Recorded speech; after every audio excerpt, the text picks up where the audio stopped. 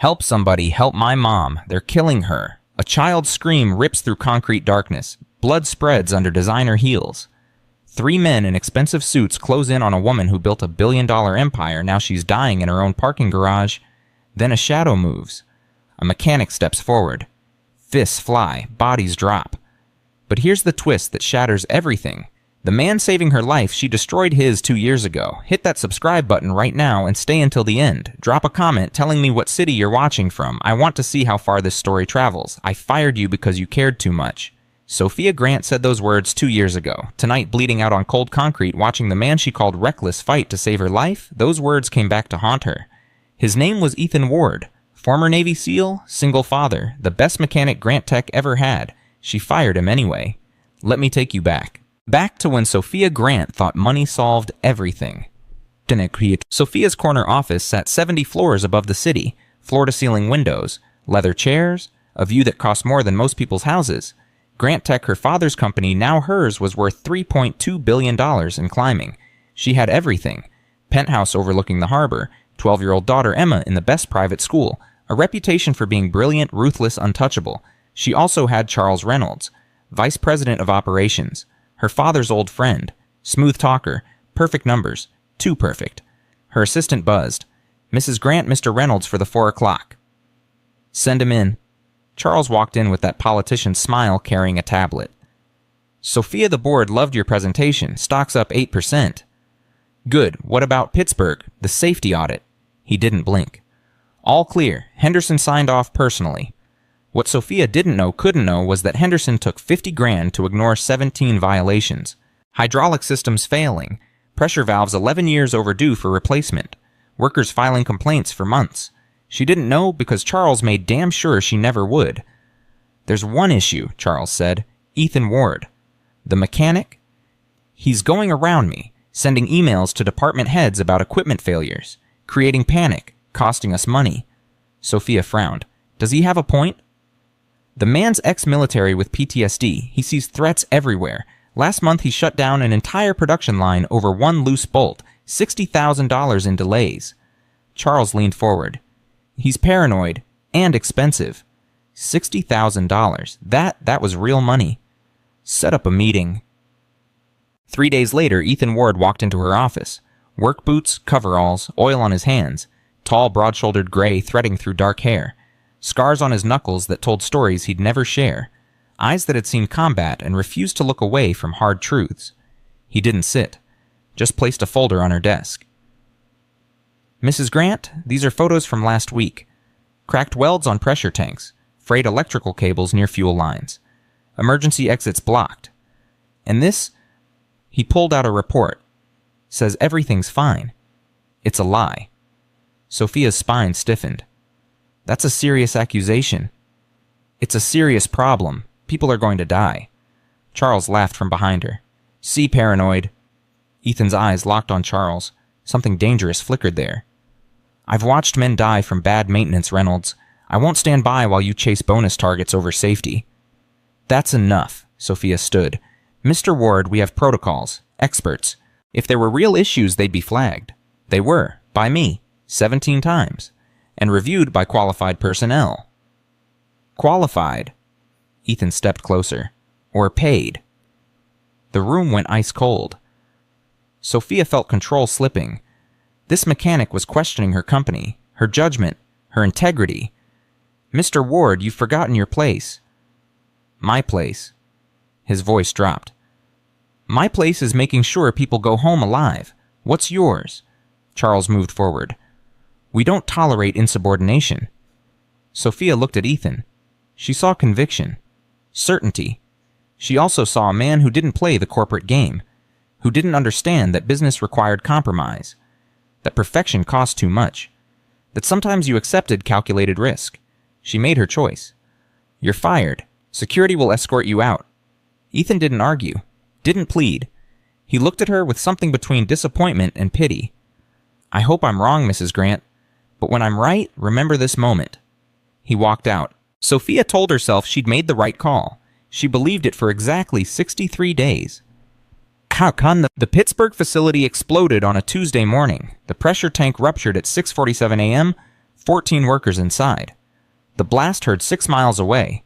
Fire consumed the building in 8 minutes. 11 dead before rescue crews arrived. 3 more in the hospital. 14 families destroyed. One of them was Marcus Chen, 42 years old. 3 kids. Coached Little League. His wife got the call while making breakfast. Sophia would never forget watching that woman collapse at the press conference screaming her husband's name. The media swarmed. Lawsuits piled up like bodies. Federal investigators descended, and every thread led back to one name, Ethan Ward. Charles presented the evidence himself at the emergency board meeting. Ward handled equipment maintenance. He falsified inspection logs. We fired him for incompetence. He came back for revenge. The media ate it up. Disgruntled ex-employee causes deadly blast. PTSD vet's rampage kills 14. Ethan's face plastered everywhere, his service record twisted into a profile of instability. Sophia watched from her office while her PR team called it damage control. Company liability minimized. Stock dipped, then recovered. Charles handled everything perfectly. Perfect. Too perfect. Late that night, alone in her penthouse, Sophia pulled up the folder Ethan left. The photos. Cracked welds, frayed cables, blocked exits. Her hands shook. She closed the file. Told herself she'd made the right call. She repeated that lie for 2 years. Until tonight, when the lie came home to kill her. Sophia worked late finishing a Singapore contract. Her driver called in sick. She walked alone to the underground parking garage, heels echoing off concrete, scrolling through tomorrow's schedule. She heard footsteps behind her. 3 men. Expensive suits. Dead eyes. Her heart slammed. "Can I help you?" The lead one smiled. Charles Reynolds sends his regards. Everything crystallized in that moment. Charles, her trusted VP, her father's friend. He wanted her dead. "I don't know what you—" The man pulled a knife. Sophia ran, heels breaking, phone falling, lungs burning. She screamed, but concrete swallowed the sound. They were faster, stronger, trained. A hand grabbed her hair, yanked her down. She tasted blood. "Nothing personal, Mrs. Grant. Just business." The knife came down. Then a voice shattered everything. "Help somebody help my mom." 20 feet away, a little girl stood frozen beside a car. Dark curls, 8 years old, eyes wide with terror. Wrong place. Wrong time. The lead attacker cursed. "Grab the kid!" One moved toward her. The shadows moved faster. A man exploded from nowhere. Coveralls. Grease-stained. Moving like controlled violence. His fist connected with the first attacker's jaw. Bone cracked. The man dropped. The second swung the knife. The mechanic caught his wrist twisted. Snap. Knife clattered away. The third pulled a gun. The mechanic closed distance in 1 step. Strike to the throat, knee to the ribs, a throw that sent the gunman into concrete. 3 seconds, 3 men. All down. The mechanic knelt beside Sophia, pressing his jacket to her wound. "Stay still. You're okay." She blinked blood from her eyes. "No." Ethan Ward. The man she fired. The man branded a murderer. The man she destroyed. He was saving her life. "It's okay," he said quietly. "You're going to be okay." The little girl ran to him. "Daddy, is she—" "She's fine, Leah. Get to the car, lock the doors." "But—" "Now, sweetheart." The girl ran. Ethan pulled out his phone, called 911, never taking pressure off Sophia's wound. Her world spun. Pain, shock, confusion. "You saved me. Don't talk. Help's coming." "Why I destroyed you. His eyes met hers. Calm, certain. "Because it's the right thing to do." Those words hit harder than the knife ever could. Sirens wailed closer. Ethan stayed until paramedics arrived, then disappeared into shadows before police showed up. Sophia tried calling out, tried thanking him, tried understanding. He was gone. Echo. The ER stitched her up. 17 stitches. Pain meds. Police statement. Charles Reynolds arrived within the hour. All concern, all comfort. "Sophia, thank God. Who did this?" She looked at him, really looked. "Charles Reynolds sends his regards." "I don't know. It happened fast." "We'll find them. You're safe now." But she wasn't safe. She was trapped in a nightmare where the man she trusted wanted her dead, and the man she destroyed was her only salvation. 3 days later, Sophia couldn't stop thinking about Ethan. She pulled his file, read his service record. Navy SEAL. 3 tours. Decorated. Medical discharge after saving his unit from an ambush. Purple Heart. Bronze Star. He came to Grant Tech for stable work after his wife died in a car accident. To support his daughter. She threw him away because he cared too much. Now she needed answers. Her assistant tracked him through vehicle registration. Murphy's Auto Repair. East Side. Small neighborhood garage. Sophia drove there herself. Pulled up in her Mercedes stitches, pulling ribs aching. The garage smelled like motor oil and honest work. Cars on lifts. Radio playing Springsteen. And there was Ethan under a pickup teaching his daughter brake pad replacement. Clockwise, Leah. There you go. I did it. Proud of you, kiddo. Sophia cleared her throat. Ethan rolled out. Saw her. Something complicated crossed his face. Leah jumped up. You're the lady from the parking garage. Hi, Sophia said, voice smaller than she'd heard it in years. Ethan stood slowly. Mrs. Grant, you should be resting. I needed to see you, to thank you. You drove across town to say thanks. I came because I was wrong.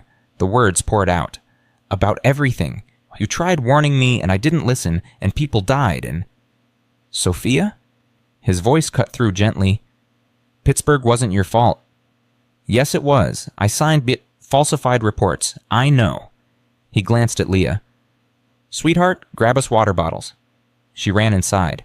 Ethan turned back. Charles Reynolds covered up those violations for years. Bribed inspectors, forged my signatures on fake logs, then framed me when the inevitable happened. Sophia's legs weakened. You have proof. Working on it, but yeah. His jaw tightened. And now he's trying to kill you, which means you found something, or he thinks you did. I haven't found anything. Why would he... An engine roared. Sophia turned. Black SUV accelerating straight at them. 50 miles per hour. 60. Ethan grabbed her. Move! They dove sideways. The SUV smashed through the bay door, obliterated where they'd been standing, crashed into the lift. Metal screamed. Glass exploded. The pickup fell, crushing the SUV's hood. Sophia hit concrete. Ethan covering her. 3 seconds of chaos. Then silence. Ethan rolled off. You okay?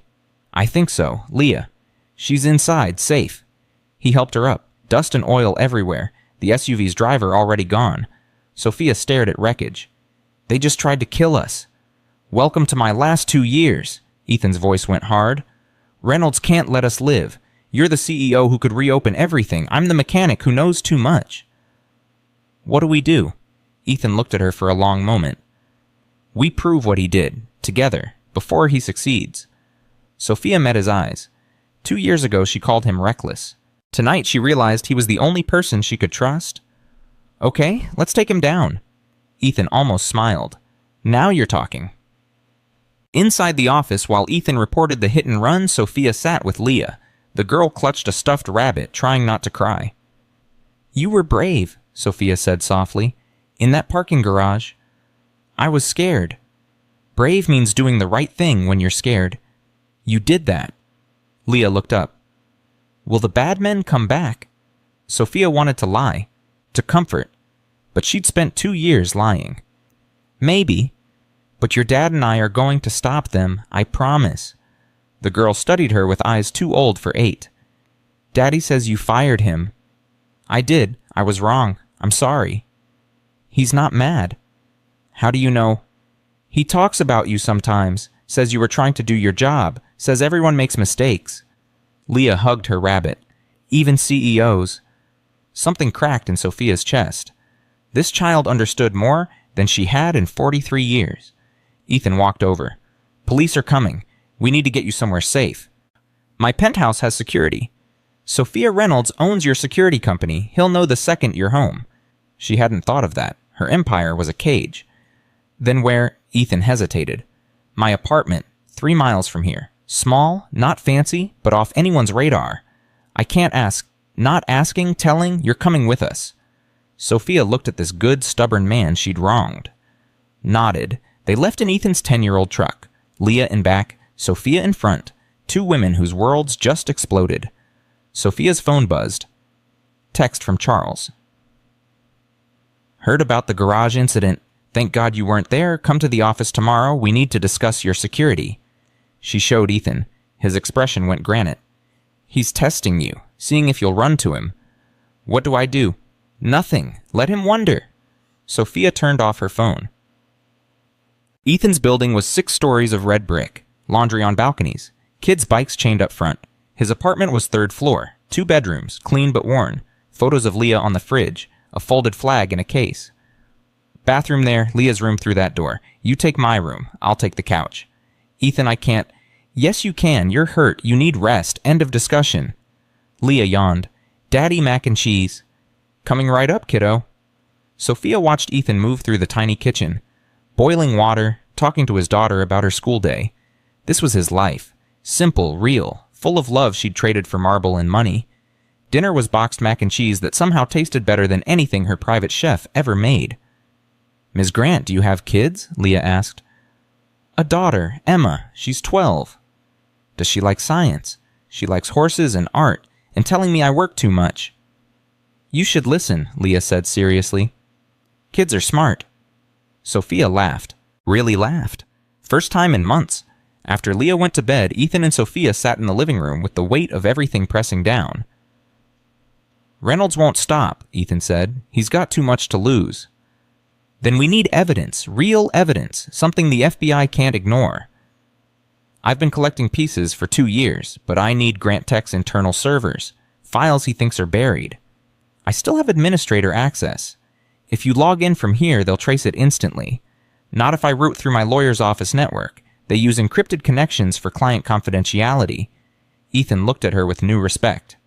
You're full of surprises. Sophia? Just Sophia. Okay, Sophia. They worked past midnight. Sophia on her laptop, Ethan cross-referencing documents, building a timeline of bribes, cover-ups, deaths, and slowly, painfully, the truth crawled out of the dark. Charles Reynolds had been skimming safety budgets for 6 years. Millions were rerouted to offshore accounts. Pittsburgh wasn't the first disaster, just the biggest. There were others. Smaller fires, equipment failures, accidents, all buried. How many? Sophia whispered. Ethan's voice went hollow. 37 confirmed deaths. Could be more. She felt sick. And I signed his reports. Every time. You didn't know. I should have known. That was my job. Ethan reached across the table, covered her hand with his scarred one. Then let's make it right. She looked at their hands, hers soft and manicured, his calloused and scarred, and felt something shift. Not attraction, not yet, but connection, understanding, the beginning of trust. Tomorrow, she said, we take this to the FBI. Ethan nodded. Neither of them knew that tomorrow wouldn't come. At 3:17 a.m., Sophia's phone rang. She jerked awake on Ethan's bed, grabbed the phone. Unknown number. Hello. A voice, mechanically distorted. Mrs. Grant, listen very carefully. Her blood went cold. Who is this? Check your email. The line went dead. Sophia's hands shook as she opened her email. One new message. No subject, just an attachment. A video file. She clicked it. The screen showed a dark room, concrete walls, and 2 girls tied to chairs, duct tape over their mouths. Emma, her 12-year-old daughter, and Leah, Ethan's 8-year-old. Sophia couldn't breathe, couldn't think, couldn't scream. The phone rang again. Now I have your attention, the distorted voice said. You and Ward have been very busy tonight, digging where you shouldn't. That ends now. Please don't hurt them. Please. Delete everything, every file, every email, every piece of evidence. Then you disappear, retire, move to another country. I don't care. But if you or Ward go to the police, to the FBI, to anyone your daughters die, slowly. How do I know you won't? You don't? But you know what I'll do if you disobey. You have 12 hours. The line went dead. Sophia sat frozen, phone in shaking hands, world collapsing. A knock on the door. Ethan. Sophia? You okay, I heard? She opened the door, showed him the video. Ethan's face went to stone, but his hands trembled as he took the phone, watched his daughter scared and bound and helpless. When, his voice barely human, 3 hours ago, maybe less. They took them from their schools. Must have. Ethan's jaw clenched so tight she heard his teeth grind. Reynolds. He says if we go to the police. I know what he says. Ethan handed back the phone, walked to his closet, pulled out a locked box. Inside was a gun, a knife, and something that looked like a small tracking device. What are you doing? Ethan checked the gun's magazine. Getting my daughter back. Any piece? He said no police, no FBI. I'm not calling anyone. His eyes met hers. Cold. Lethal. The Navy SEALs she'd only heard about. I'm going to find where he's keeping them, and I'm going to end this. Ethan, you can't just watch me. This is insane. He'll kill them. He'll kill them anyway. You think Reynolds is going to let 2 witnesses live? Even if we delete everything, even if we run, he'll kill them to send a message. Ethan loaded the gun. I've been in hostage situations before, Sophia. I know how this ends if we play by his rules. Sophia's mind raced. Then what do? We cheat. Ethan held up the tracking device. This is military-grade GPS. I need something the girls have. Something personal, something Reynolds' men wouldn't think to remove. Sophia thought hard. Emma's necklace. I gave it to her when she was 6. She never takes it off. Good. Does it have any electronics? Any metal? It's a silver locket. There's a photo of us inside. Perfect. Silver conducts. If I can get close enough, I can use this to track the necklace's signal. How close is close enough? Within a mile, maybe less. That's a big city, Ethan. How do we... Her phone buzzed. Another email. Same sender. This time it was a photo. The girls. Same room. But now visible in the background was a logo on the wall. Faded. Barely visible. Sophia zoomed in. That's the old Grant Tech warehouse. The one we closed 5 years ago after the merger. Ethan was already moving. Where... Industrial district. Near the docks. Building 7C. How many ways in I don't know. I haven't been there in years. Then we figure it out on the way. Ethan grabbed a jacket. You're staying here. The hell I am. That's my daughter. Sophia, these are trained killers. And you're one man. You need backup. You need someone who knows that building's layout. And you need someone who can talk to Reynolds if this goes wrong. She stepped closer. I'm coming. Don't argue. Ethan looked at her for 3 seconds, then nodded once. Stay behind me. Do exactly what I say. And if I tell you to run, you run. Clear. Clear. They left at 3:47 a.m. Driving through empty streets toward the docks, toward the warehouse where their daughters waited in the dark, Sophia called someone, a number she'd kept for emergencies. Marcus Chen's widow, Vanessa. She deserves to know the truth about her husband's death. Sophia, we can't drag civilians. She's FBI now, joined after Marcus died, works in the corporate crimes division. If we're going to take Reynolds down, we need someone inside we can trust. Ethan glanced at her. You sure?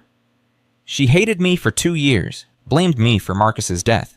But if I tell her Charles did it, if I give her proof... Sophia dialed. She'll help. The phone rang twice. Special Agent Chen. Vanessa, it's Sophia Grant. I know you don't want to hear from me, but I have proof Charles Reynolds killed your husband. And he's got my daughter. I need help. Silence. Then, where are you?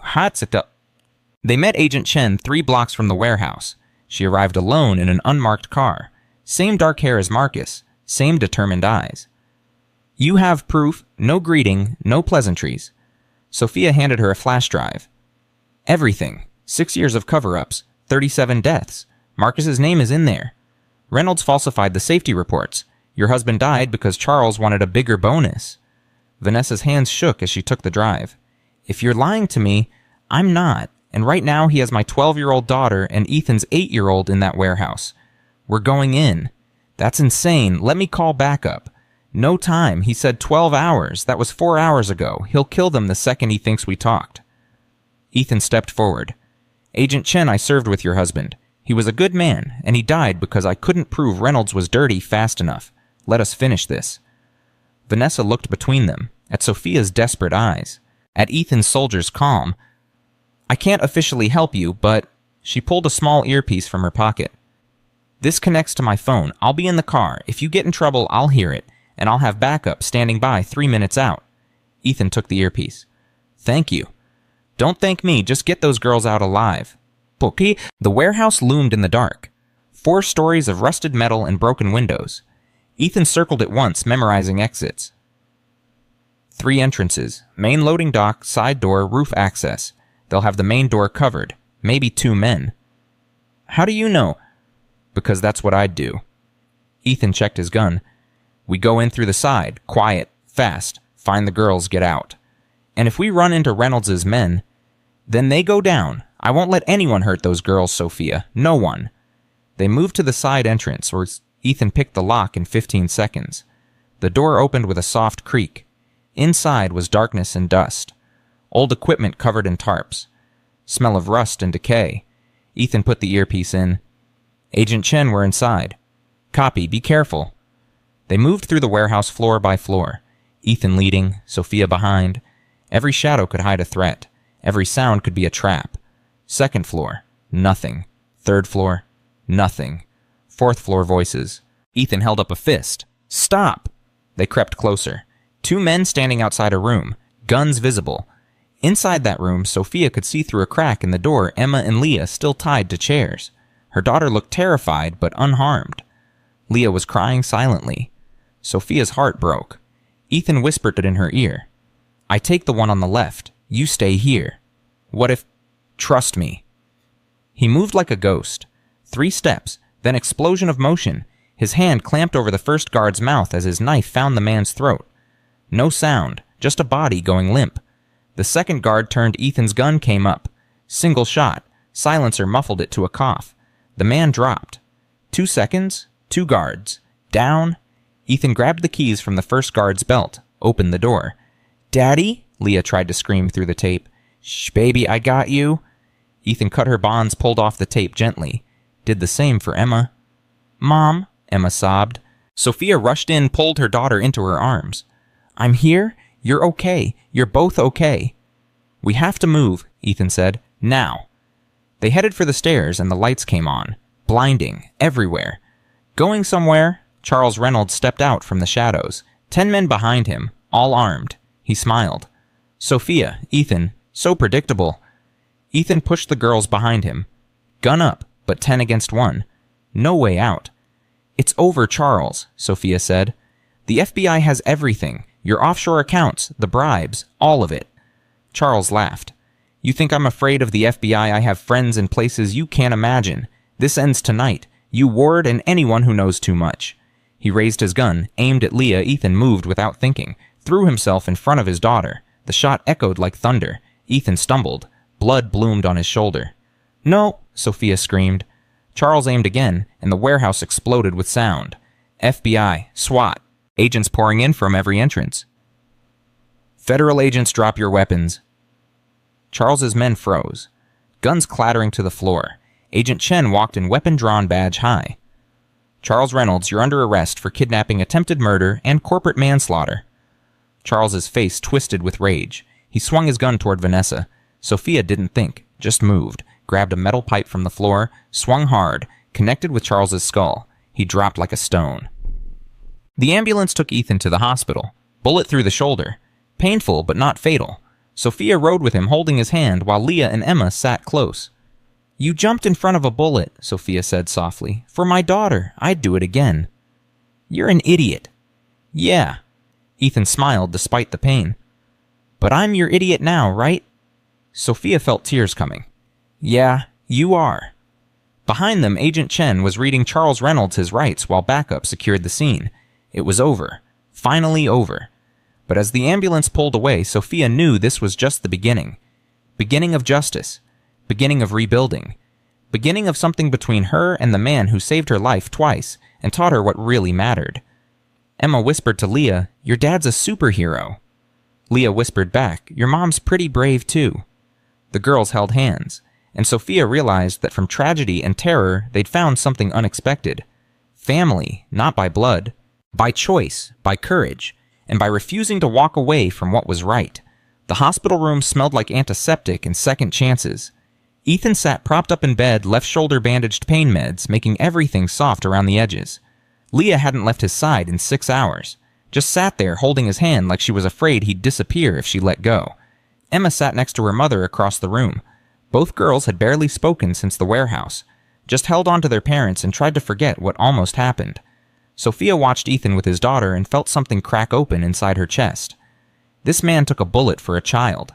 No hesitation, no calculation, just pure instinct to protect. When was the last time she'd done anything without calculating the cost? Mrs. Grant, a nurse, poked her head in. There's an Agent Chen here to see you. Vanessa Chen walked in carrying 2 coffee cups and a folder thick with documents. She'd been at the FBI field office all night processing Charles Reynolds and his 10 armed guards. Her eyes were red, but her spine was steel. "How's the shoulder?" she asked Ethan. "Been worse. How's Reynolds? Singing like a canary." Vanessa set the folder down. "Once we showed him the evidence you compiled, he started naming names, trying to cut a deal. Won't work, but it's giving us a roadmap of corruption that goes deeper than Grant Tech." Sophia's stomach dropped. "How deep?" City council, state regulators, a federal inspector. Reynolds wasn't just covering up safety violations, he was running a whole network, taking bribes to pass faulty equipment inspections across multiple companies. "Jesus," Ethan muttered. "How many deaths?" Sophia asked quietly. Vanessa's jaw tightened. "We're still counting. Could be over 100 across 6 states. Marcus was just one name on a very long list." The room went silent. 100 families destroyed, because men like Charles Reynolds valued money over lives. "What happens now?" Sophia finally asked.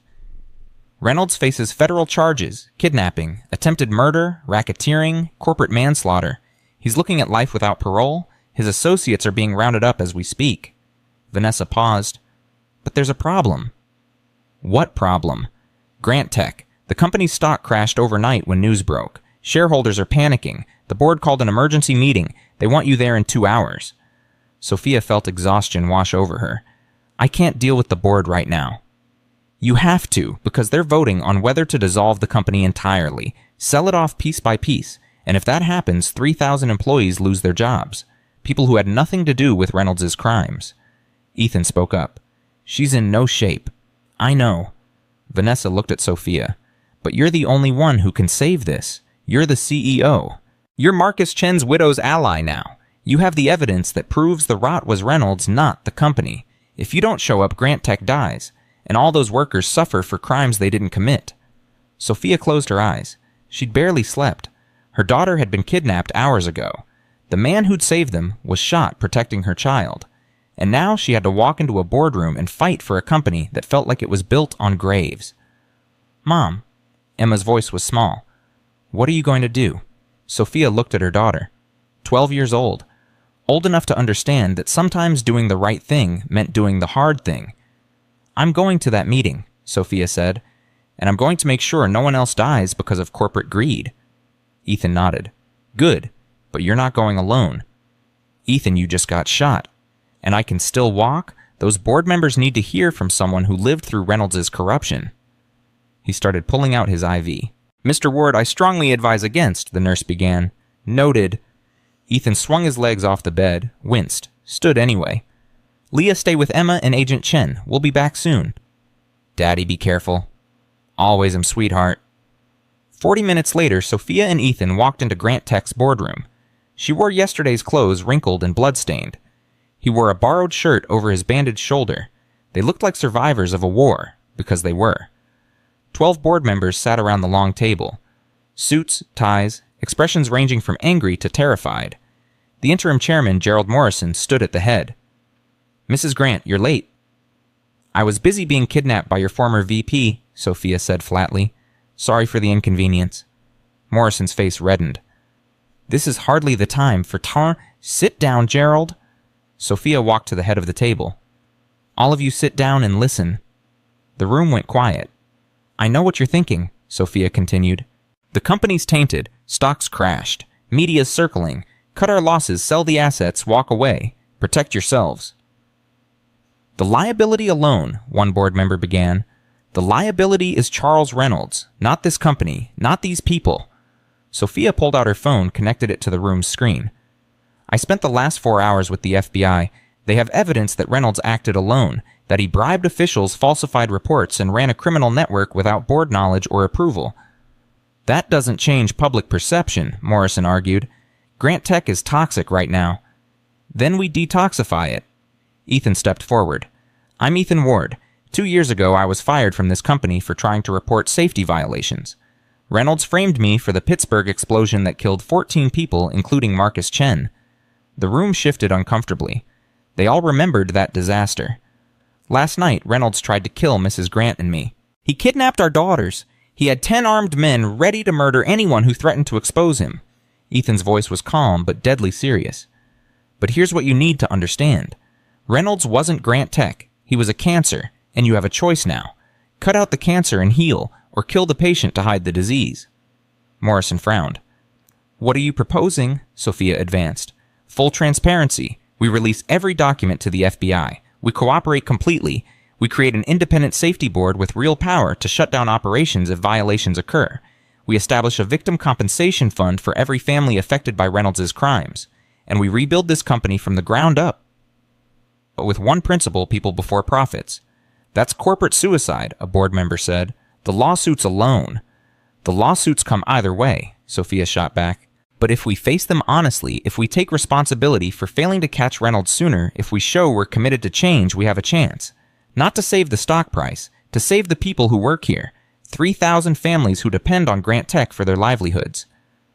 And who pays for all this? Morrison demanded. The compensation fund, the safety overhauls.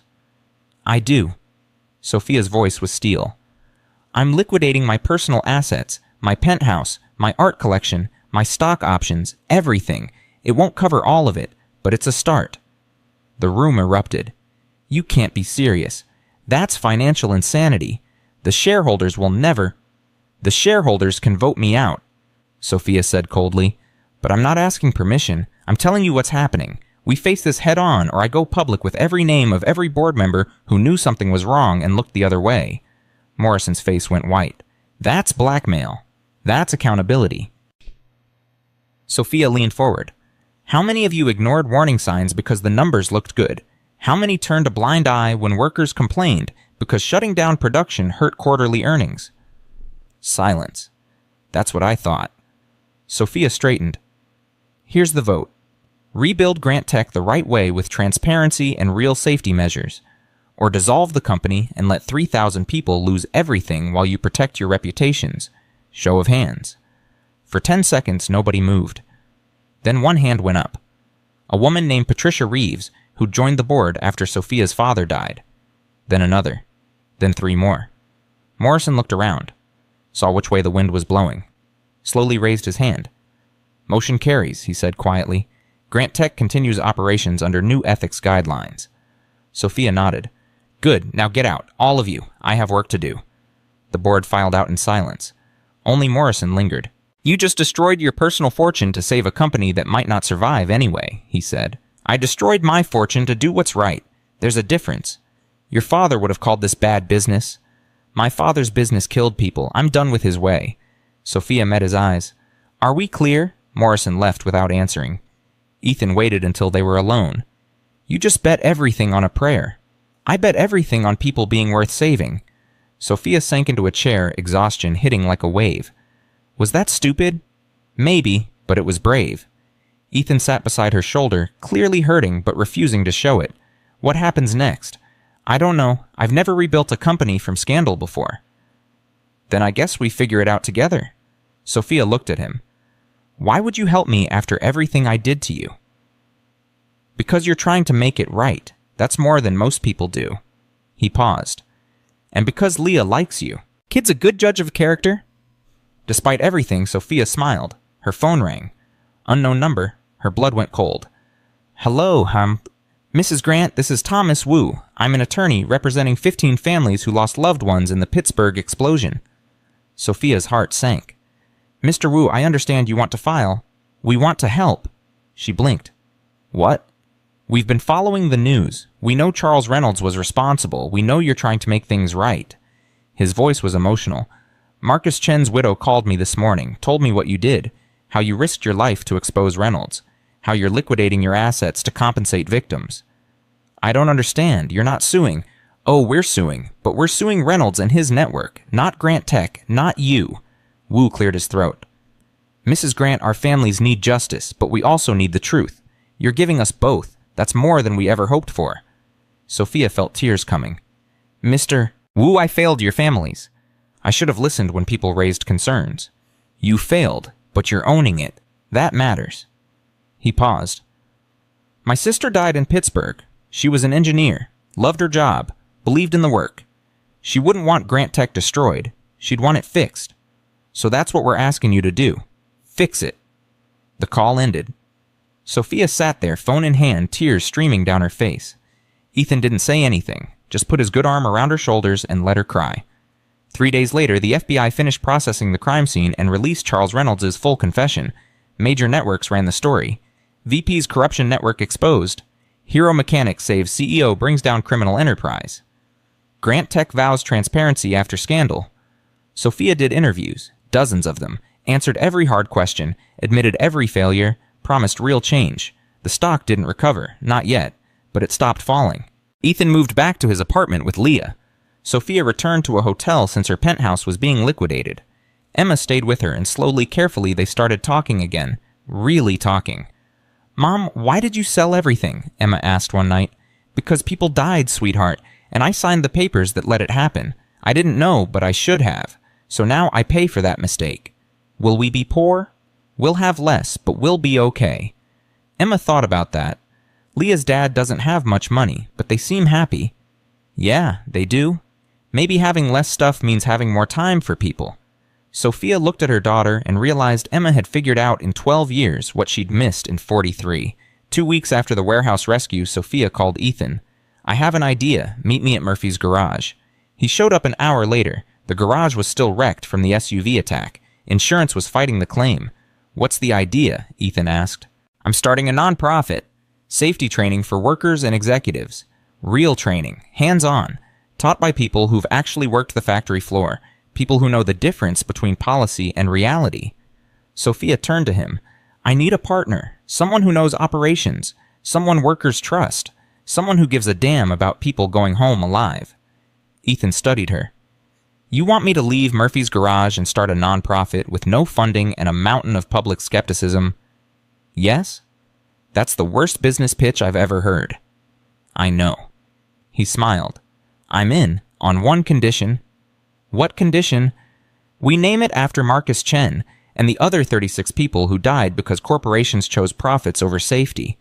Sophia's throat tightened. "The Phoenix Response Center, rising from the ashes?" "Perfect." They shook hands. Then Sophia did something she never did. She hugged him. Ethan hugged back. Careful of his shoulder, but firm and warm and real. "Thank you," she whispered, "for everything. Thank you for giving people a reason to believe change is possible." They pulled apart, both smiling despite the mountain of work ahead. "So where do we start?" Ethan asked. "I have no idea. I've never run a nonprofit before. And I've never taught corporate executives about safety. This should be interesting." They started with nothing. Literally nothing. No building, no funding, no staff, just conviction. Sophia reached out to the victim families, asked them to share their stories, to help design training that honored their loved ones by preventing future deaths. 15 families said yes. Ethan recruited former military and industrial workers, people who'd seen disasters up close, who could teach not from textbooks, but from experience. 10 said yes. They found an abandoned warehouse on the east side. Cheap rent, needed work. Perfect. Sophia, Ethan, Emma, and Leah spent weekends painting walls, installing equipment, building something from scratch. Other volunteers showed up. Grant Tech employees who wanted to help, students studying workplace safety, even Patricia Reeves from the board who brought her contractor husband to fix the electrical. The media covered it. Disgraced CEO starts safety nonprofit. Some articles were skeptical, others supportive. All of them watched. 3 months after the warehouse rescue, they opened the doors. The Phoenix Response Center. 40 people showed up the first day. Workers, managers, small business owners, all wanting to learn how to keep people safe. Ethan taught equipment maintenance. Sophia taught corporate accountability. Marcus Chen's widow Vanessa taught investigation techniques, and slowly, week by week, something grew. Not a company, not a profit center, a movement. But movements make enemies. 6 months in, on a cold February morning, Sophia arrived at the center to find spray paint across the front door. "Corporate killer." Her stomach turned. Ethan walked up behind her. "3rd time this month." "I know. Someone doesn't want us here. Reynolds' people has to be. Reynolds is in prison awaiting trial. Doesn't mean he doesn't have friends on the outside." Sophia stared at the graffiti. "We need better security. We need money for better security. We're barely covering rent." It was true. The nonprofit was running on fumes. Donations trickled in slowly. Most corporations didn't want to be associated with a scandal, even a reforming one. "I'll figure something out," Sophia said. That night, she got a call from Gerald Morrison. "I heard about the vandalism," he said. "News travels fast. I also heard you're struggling financially." "We're managing." "Sophia, I'm going to be direct. Grant Tech wants to donate to the Phoenix Response Center $500,000. She nearly dropped the phone. "What?" "The company's recovery is going better than expected. Stocks climbing. New safety measures are actually improving efficiency. The board believes supporting your nonprofit shows our commitment to change." "Gerald, if this is some PR stunt..." "It's not. It's restitution, and it's the right thing to do." He paused. "Your father built Grant Tech on ruthless business practices. You're rebuilding it on human decency. That's worth supporting." Sophia felt tears coming again. She'd cried more in 6 months than in 6 years. "Thank you, Gerald." "Don't thank me. Just keep doing what you're doing. And Sophia, your father would be proud. Maybe not for the reasons he'd expect, but proud." The donation hit their account the next morning. $500,000. Ethan stared at the balance. "Holy shit. We can hire real staff, upgrade equipment, expand the facility. We can actually do this." "Yeah, we can." They celebrated that night with Emma, Leah, and the growing team of volunteers. Pizza and soda in the warehouse that was becoming something beautiful. Leah raised her cup. "To the Phoenix!" Everyone cheered. Sophia looked around, at Ethan laughing with Emma, at Vanessa Chen sharing stories about Marcus, at people from different worlds coming together for something bigger than themselves. This was what her father never understood, that people weren't resources to exploit. They were the whole point. Later, after the volunteers left, Sophia and Ethan stood outside the center, stars visible despite city lights. "You ever think about how we got here?" Ethan asked. "Every day, if you hadn't been in that parking garage, if you hadn't been willing to admit you were wrong, if Reynolds hadn't been such a psychopath..." They both laughed. Dark humor born from surviving darkness. "Can I ask you something?" Sophia said. "Sure." "Why did you really forgive me? I destroyed your life, your reputation, 2 years of hell. You could have walked away after the warehouse, let me drown, but you stayed. Why?" Ethan was quiet for a long moment. "Because my wife used to say something before she died. She'd say, 'Ethan, everyone deserves a chance to be better than their worst moment.' I didn't understand it then, but I do now." He looked at Sophia. "You made a terrible call, but you're spending every day since trying to fix it. That's not weakness, that's courage." Sophia felt something shift in her chest, something warm and terrifying and wonderful all at once. "Ethan?" Her phone rang. Both of them tensed. Late-night calls meant bad news. "Hello?" "Mrs. Grant, this is Detective Sarah Park. I'm calling about the vandalism at your facility." "Did you find who did it?" "We did. 3 men, all with connections to Charles Reynolds' network. But there's something you need to know. They weren't just vandalizing, they were surveilling, taking photos, recording your schedule." Ice water in her veins. "Why?" "We think they're planning something bigger. Reynolds' trial starts in 2 weeks. If you testify like you're scheduled to, his conviction is guaranteed. His associates want to stop you." "How do you know this?" "One of them flipped. Gave us details in exchange for a plea deal. Mrs. Grant, you need protection. Real protection, until the trial's over." Sophia looked at Ethan. His face had gone hard. "We'll handle it," he said into the phone. "Mr. Ward, these are dangerous people. I've handled worse, but thanks for the warning." He hung up.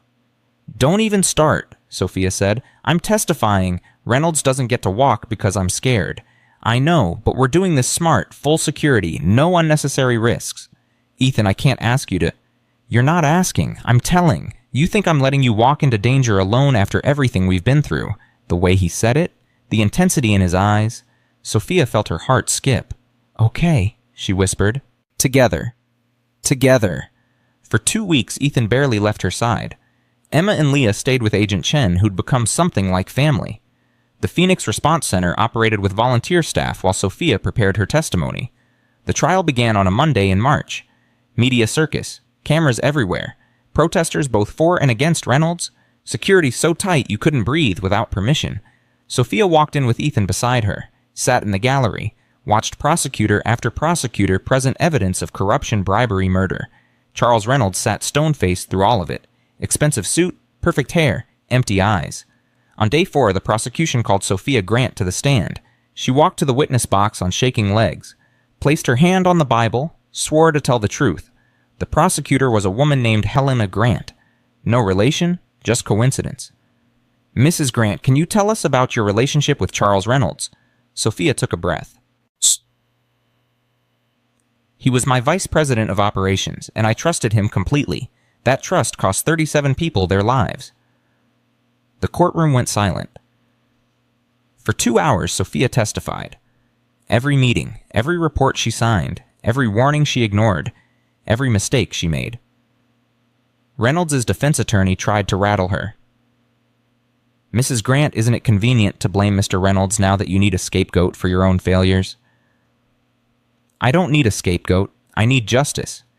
Yes, I failed. I should have dug deeper, should have listened to Ethan Ward, should have questioned why the numbers always looked perfect. But Charles Reynolds actively covered up violations. He bribed officials, he falsified reports, and when people died, he framed an innocent man to protect himself. That's not corporate negligence, that's murder." The attorney tried again. "Your company benefits from Mr. Reynolds' conviction. Doesn't it Grant Tech's reputation improves if the blame falls solely on him?" "Grant Tech's reputation improves when we tell the truth. All of it, including my failures. I'm not here to save the company. I'm here because 14 people walked into work one morning and never came home, because Marcus Chen's kids grew up without a father, because 36 other families were destroyed by greed disguised as business." Sophia's voice shook with emotion. "I signed those papers. I have to live with that. But Charles Reynolds created the lies I signed. He needs to answer for that." When she stepped down, Ethan was waiting. He squeezed her hand. "You did good," he whispered. The trial lasted 3 more days. Then the jury deliberated for 6 hours. Guilty on all counts. Charles Reynolds, age 58, sentenced to life in federal prison without possibility of parole. The courtroom erupted. Families of victims sobbing with relief. Media rushing to file stories. Security struggling to maintain order. Sophia sat frozen. Justice had been served. But 37 people were still dead. No verdict changed that. Outside the courthouse, reporters swarmed. "Mrs. Grant, how do you feel about the verdict? Do you think this brings closure? What's next for Grant Tech?" Sophia stepped to the microphone. Ethan beside her, Vanessa Chen beside her, families of victims behind her. "Charles Reynolds will spend the rest of his life in prison. That's justice. But it's not closure. Closure comes when we change the systems that allowed this to happen, when we value human life over quarterly profits, when we listen to workers who raise concerns instead of silencing them." She paused. "The Phoenix Response Center exists because we failed. We're making sure future leaders don't make the same mistakes. That's the real verdict. Not guilty or innocent, just better, every single day." She stepped away from the microphone. Ethan caught her hand, pulled her close. "You know what happens now," he said softly. "What? We live. Really live. Not just survive. Not just fix things. Live." Sophia looked up at him. At this man who'd forgiven her when he had every right to hate her, who'd protected her, believed in her, stood beside her through hell. Ethan, Dad, Mom. Leah and Emma came running through the crowd, Agent Chen escorting them. Both girls crashed into their parents, all 4 of them tangled together, hugging, crying, laughing. Sophia realized Leah had called her mom, and Emma had called Ethan Dad. When had that happened? When had they become a family? Maybe in the warehouse, maybe in the hospital, maybe in the 100 small moments between crisis and recovery when they chose each other over everything else. "Ice cream," Emma suggested. "Ice cream," Ethan agreed. They walked away from the courthouse, away from cameras and questions and the weight of the past, toward ice cream, toward evening sun, toward whatever came next, together. The ice cream shop was called Rosie's. Been there since 1962. Red Booth's checkered floor jukebox in the corner playing Elvis, the kind of place that remembered when simple meant good. Leah ordered chocolate chip. Emma got strawberry. Ethan chose vanilla because he said anything else was showing off. Sophia got coffee flavor and realized she couldn't remember the last time she'd had ice cream. "Mom, you're doing it again," Emma said. "Doing what?" "Thinking about work. Your face gets all tight." Sophia forced herself to relax. "Sorry, old habit." "Bad habit," Leah added, licking chocolate off her spoon. "My dad says you gotta be where you are, not where you were or where you're going, just here." Ethan smiled. "When did you get so wise?" "I've always been wise. You just started listening." They all laughed. Real laughter, the kind that comes after surviving something terrible and realizing you're still breathing. But breathing wasn't the same as living. Sophia was learning that slowly. Her phone buzzed. She ignored it. Buzzed again. "Just check it," Ethan said. "You won't relax until you do." She checked. Text from Patricia Reeves, the board member who'd helped paint the Phoenix Center. "Sophia, we have a problem. Turn on the news." Her stomach dropped. "I need to see a TV." The shop owner let them use the small television behind the counter. Sophia switched to cable news. Her face filled the screen. Old photo from a corporate event. Beside it, Charles Reynolds in an orange jumpsuit. The headline made her blood freeze. "Grant Tech CEO accused of witness tampering in Reynolds' trial." The anchor's voice was sharp. Sources close to the case claim Sophia Grant coordinated with prosecutors to falsify evidence against Charles Reynolds. Reynolds' legal team filed an emergency appeal this afternoon citing prosecutorial misconduct and witness collusion. "That's insane," Ethan said. "They're making it up." But Sophia knew better. Reynolds wasn't done fighting. This was his last move. Discredit her testimony, get a mistrial walk free on a technicality. Her phone exploded with calls. Board members, lawyers, media. She answered Patricia's call. "Tell me this isn't real." "It's not real, but it's effective. Reynolds' team leaked doctored emails that supposedly show you working with prosecutors before the trial. They're fake, but convincing enough to create doubt. The judge ordered an emergency hearing for tomorrow morning." "Can they overturn the verdict?" "If they prove misconduct, yes, Reynolds could get a new trial, or the case could be thrown out entirely." Sophia felt the world tilting. "We gave them everything. We played by every rule." "I know, but Reynolds has money and connections we didn't account for. He's not going down without scorching the earth." Patricia paused. "Sophia, they're coming after you specifically, trying to paint you as a liar who fabricated evidence out of guilt and revenge. If this sticks, you could face criminal charges yourself." Emma was watching her mother's face. "Mom, what's wrong?" Sophia tried to smile, failed. "Nothing, sweetheart, just work stuff." But Leah, sharp as her father, wasn't buying it. "Is someone trying to hurt you again?" Ethan caught Sophia's eye. She nodded slightly. "Girls, finish your ice cream," he said calmly. "Then we're going back to Agent Chen's. You'll stay there tonight while your mom and I handle some things." "But no arguments. This is important." 20 minutes later, Emma and Leah were safely with Vanessa Chen, who'd already heard the news and had her service weapon visible on the kitchen counter. Not threatening, just ready. "They're safe with me," Vanessa said. "Go do what you need to do." Sophia and Ethan drove to her lawyer's office. Marcus Webb, 60 years old, sharp as broken glass. He'd handled the trial, and now he was handling this mess. "They're smart," Marcus said, spreading the fake emails across his conference table. "These are good forgeries. Dates match. Email addresses look legitimate. If I didn't know they were fake, I'd believe them myself." "How do we prove they're fake?" Sophia asked. "Digital forensics. But that takes time. The hearing is tomorrow at 9 a.m. We have less than 12 hours. "Then we work fast," Ethan said. "What do you need?" Marcus looked at him. "I need the original emails, the real correspondence between Sophia and my office, server logs, metadata, anything that proves the timeline they're claiming is impossible." "I can get server logs," Sophia said. "I still have access to Grant Tech's systems." "Do it. Send everything to my forensics team. They'll work through the night." Marcus turned to Ethan. "And you need to find out who created these forgeries. Someone with serious tech skills and access to official email systems. That's not amateur hour." Ethan pulled out his phone. "I know someone. Ex-military cyber specialist owes me a favor." "Call them."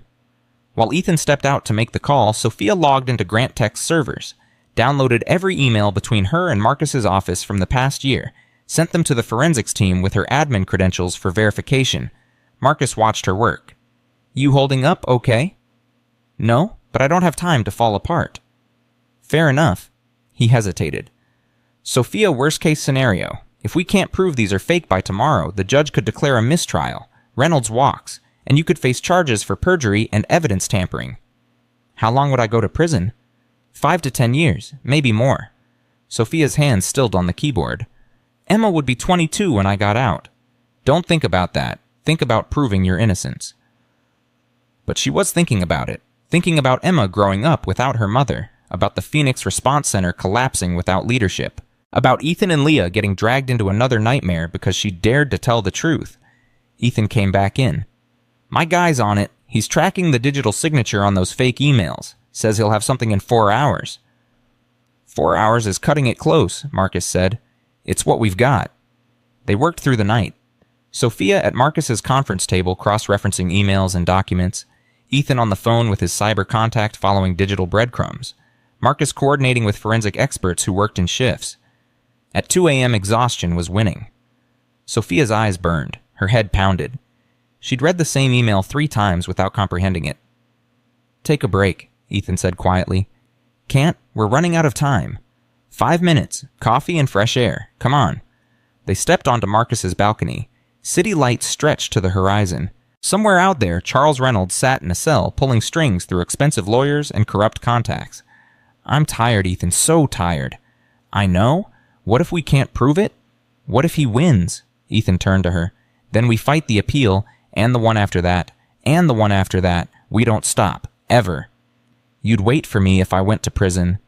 Sophia. He took her hands. I've spent 2 years clearing my name. You think I'd abandon you for doing the same thing? We're in this together. All the way. She looked at their joined hands. His scarred and strong, hers shaking with exhaustion and fear. I don't know what I did to deserve you. You gave me a reason to believe people can change. That's worth everything. They stood there for a moment, just breathing, just being. Then Ethan's phone rang. Talk to me, he answered. His face changed, sharp, focused. You're sure? Can you prove it? Good. Send everything to this email. He rattled off Marcus's address. Hung up. Looked at Sophia with something like triumph. We got him? Got who? The person who created the fake emails. Reynolds' defense attorney, David Kushner. He's been coordinating with a hacker in Romania to fabricate evidence. My guy traced the digital signature back to Kushner's personal laptop. Marcus appeared in the doorway. Are you serious? Dead serious. And there's more. Kushner's been communicating with Reynolds through unauthorized prison channels, burner phones, encrypted messages, all illegal, all documented. Marcus grabbed his phone. I'm calling the prosecutor. This changes everything. At 3:47 a.m., federal marshals arrested David Kushner at his home, seized his laptop phones and files. By 5 a.m., the evidence was undeniable. Kushner had orchestrated the entire scheme to free his client. By 7 a.m., the emergency hearing was canceled. The judge issued a statement condemning the defense's actions and upholding Reynolds' conviction. Kushner was disbarred and faced his own criminal charges. By 8 a.m., Sophia was cleared of all accusations. She sat in Marcus's office, staring at the official statement, unable to process it. It's over, Marcus said. Really over this time. I can't believe it. Believe it. Reynolds is done. No more appeals, no more tricks. He's spending the rest of his life in prison. Sophia started crying. Not sad tears. Relief. Pure, overwhelming relief. Ethan wrapped his arms around her, let her sob into his shoulder until she had nothing left. We should tell the girls, she finally said. They picked up Emma and Leah from Vanessa's house. Both girls tackled their parents the second they walked in. Is it over? Emma asked. It's over, Sophia confirmed. For real this time? For real? Leah pumped her fist. Yes, can we get pancakes?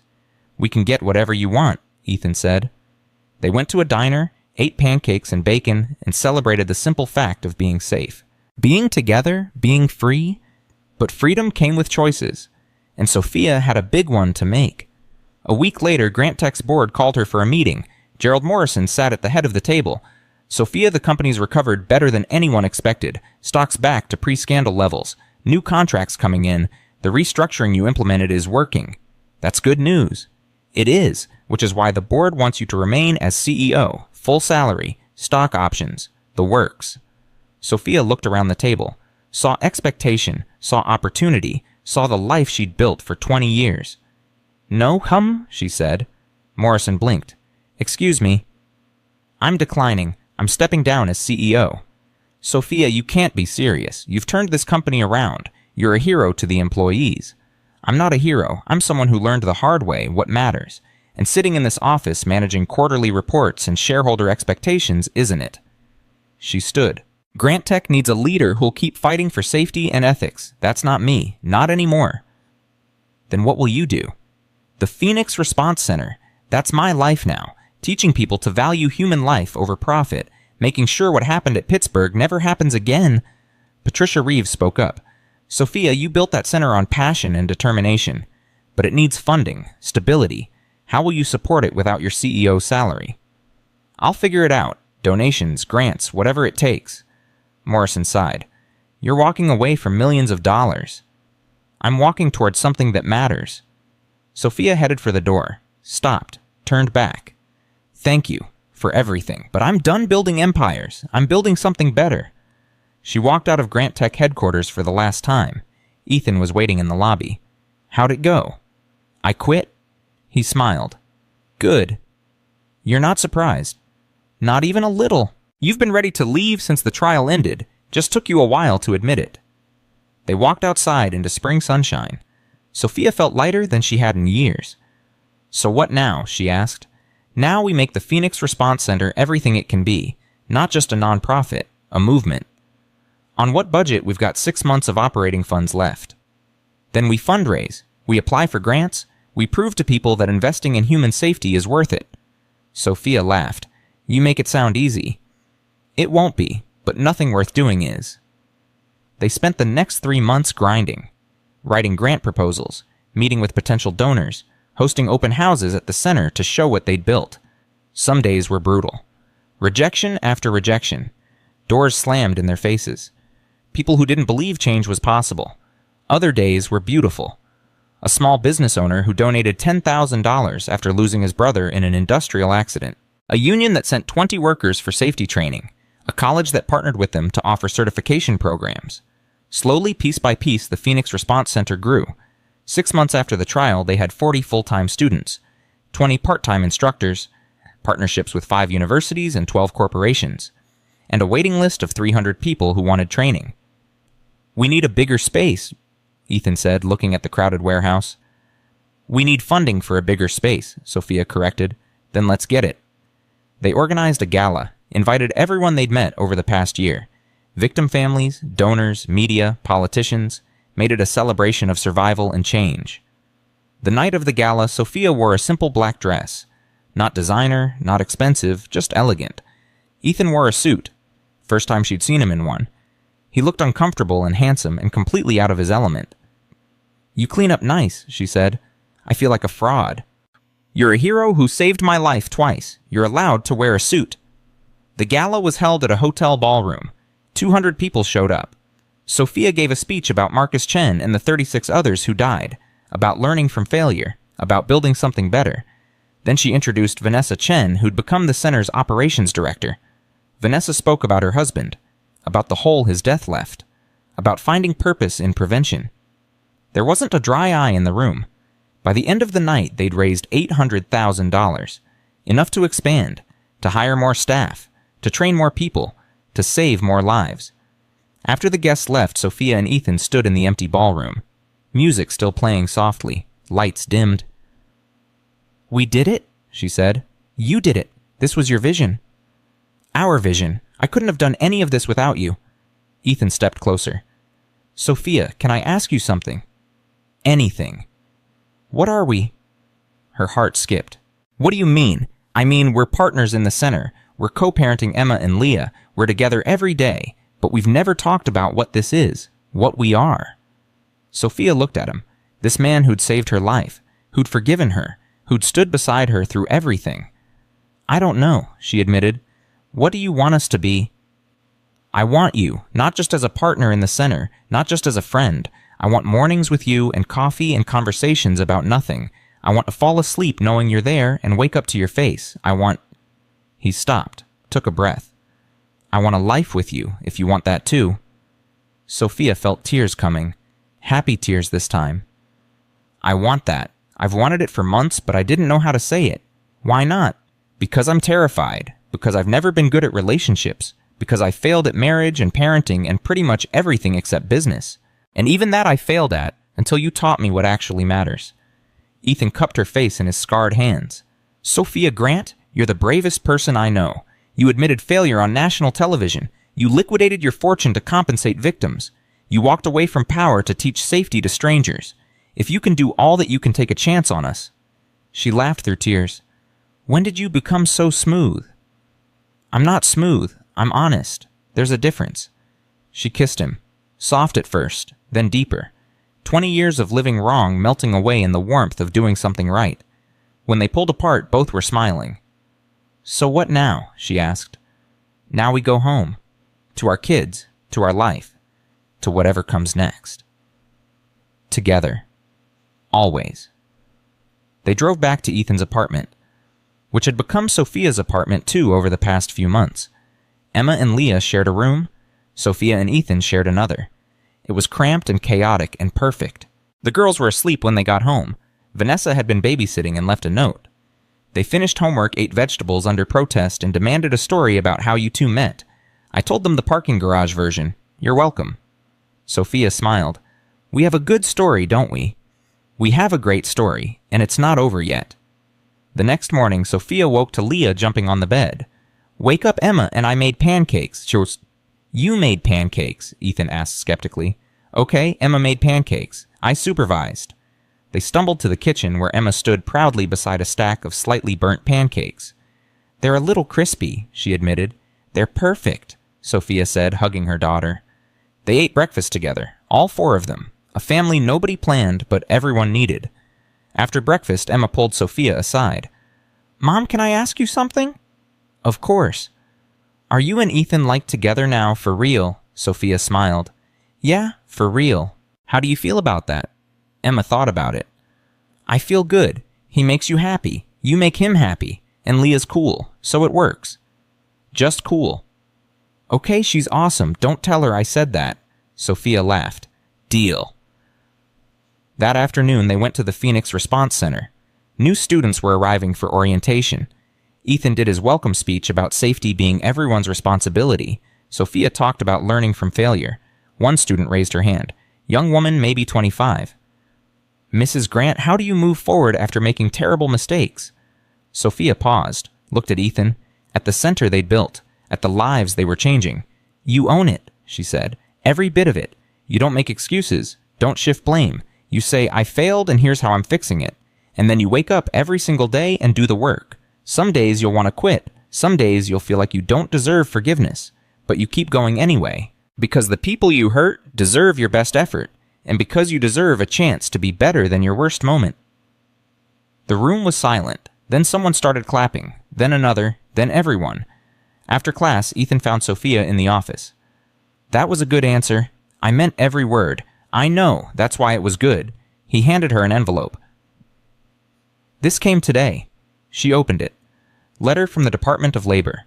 Official recognition of the Phoenix Response Center as a certified training facility, which meant government contracts, which meant stable funding.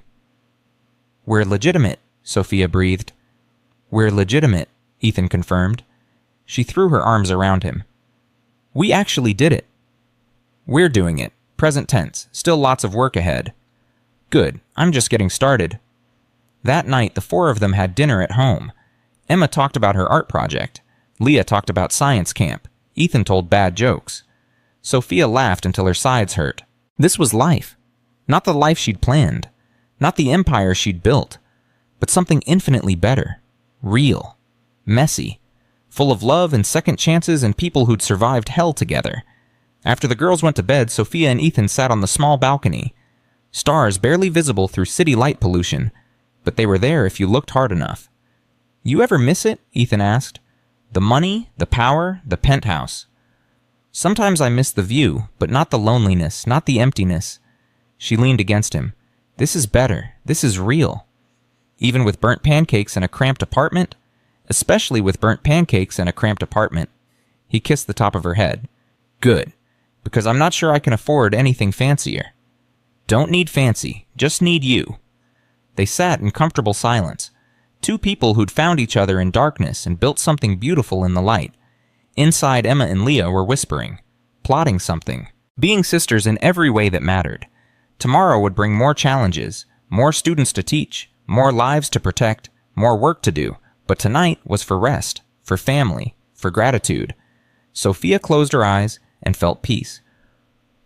For the first time in years, not because everything was perfect, but because it was real, and real was enough. Real lasted exactly 3 months before the past came knocking again. Sophia was teaching a class on corporate accountability when her phone buzzed. Unknown number, she ignored it. Buzzed again and again. During the break, she checked. Voicemail from a blocked caller. Mrs. Grant, this is Thomas Voss. I'm an investigative journalist with the National Observer. I'm working on a story about Charles Reynolds' network. I have information you need to see. Call me back. Her stomach tightened. She showed Ethan the message. Could be legit, could be another trap, he said. Only one way to find out. She called back. Thomas Voss answered on the first ring. Mrs. Grant, thank you for calling. I know you're wary of media, but I'm not looking for a hit piece. I'm looking for the truth. What truth? Reynolds didn't work alone. His corruption network ran deeper than what came out at trial. I've been investigating for 8 months. I have documents that show he had partners, high-level people, and they're still out there. Ice water down her spine. Who? Can't say over the phone. Meet me. Today. I'll show you everything. Where? Public place. Your choice. Bring whoever you want. I'm not asking you to trust me. I'm asking you to look at evidence. Sophia thought fast.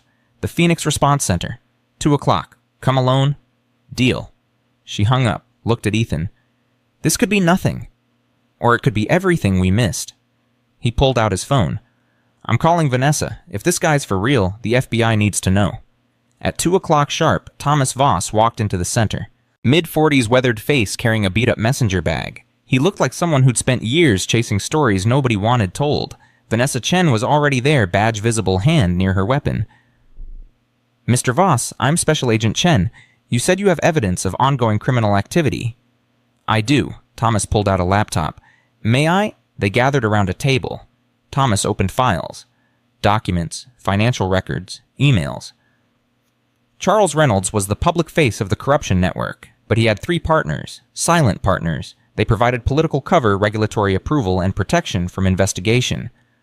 Thomas clicked through photos. State Senator Michael Barrett, Federal Inspector Douglas Marsh, and Grant Tech's former CFO Linda Huang. Sophia's breath caught. Linda retired 6 months before the Pittsburgh explosion. She said it was health reasons. It was self-preservation. She saw the walls closing in and got out clean. Took $20 million in offshore accounts with her. Thomas pulled up bank records. Barrett and Marsh are still active, still taking bribes, still covering up safety violations for companies across the country. Vanessa leaned forward. How did you get this anonymous source? Someone inside Reynolds' network who grew a conscience after Pittsburgh. They've been feeding me documents for months. I've verified everything. It's real. Why bring this to us? Sophia asked. Why not go straight to the FBI?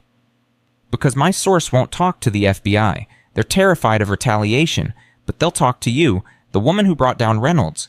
They think you're the only one who'll actually do something with this information. Ethan crossed his arms. This feels like bait. It's not bait. It's a lifeline. Thomas looked at Sophia. These people are still out there, still putting lives at risk. You started something when you exposed Reynolds, but the job isn't finished. Vanessa pulled out her phone. I need to report this to my superiors. No, Thomas closed his laptop. The second the FBI opens an official investigation, my source disappears, and so does the evidence. This has to be done quietly. That's not how federal investigations work. Then people keep dying. Thomas stood. I'm not asking you to break the law. I'm asking you to meet my source.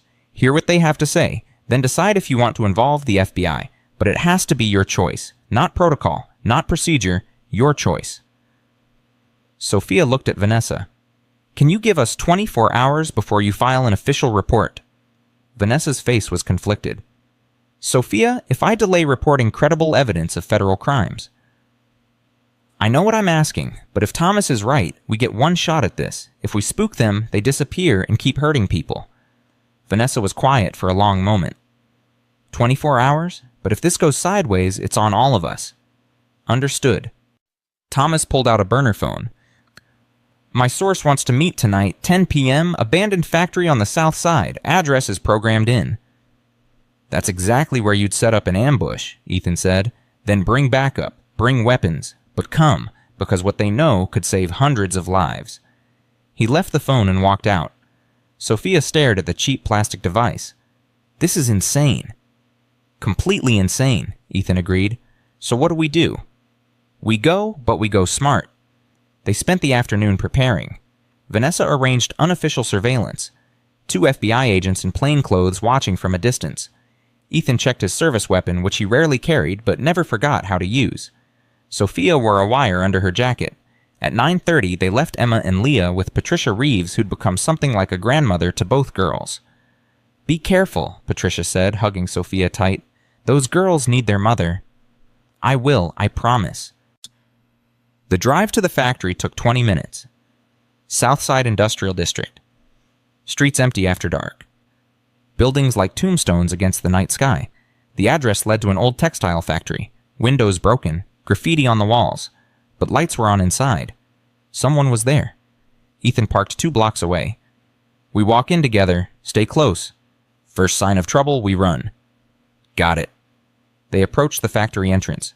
Door was unlocked. Inside, industrial machinery covered in dust. Smell of rust and decay. "Hello," Sophia called out. "Second floor?"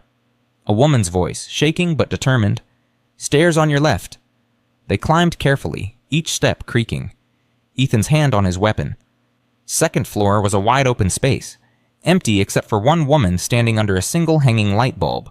Sophia stopped cold. Linda Huang, former CFO, the woman who'd mentored Sophia when she first took over Grant Tech, who'd taught her about balance sheets and quarterly reports and keeping shareholders happy. "Linda." "Hello, Sophia?" Linda looked older, thinner, haunted. "I'm sorry it has to be like this. You're the source you've been feeding information to Thomas Voss. For 8 months, ever since I heard about the trial, about Reynolds getting convicted, about you losing everything to make it right." Linda's voice cracked. "I couldn't stay silent anymore." Ethan kept his distance. "You ran. You took the money and disappeared." "I did. I was a coward. I knew what Reynolds was doing. I helped him hide it in the financial reports. I took my cut and told myself it was just business." Tears streamed down Linda's face. "Then Pittsburgh happened. 14 people dead, and I realized I had blood on my hands." Sophia felt anger and pity warring inside her.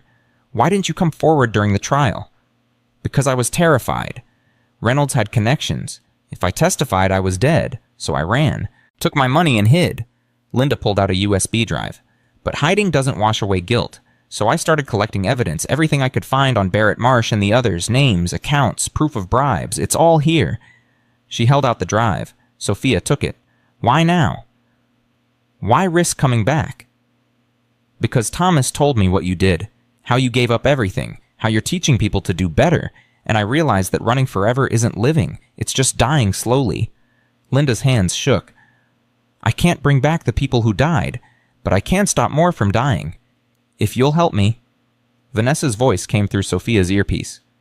"We've got movement outside, 3 vehicles approaching fast." Ethan grabbed Sophia's arm. "We need to go, now." "Who's coming?" Linda's face went white.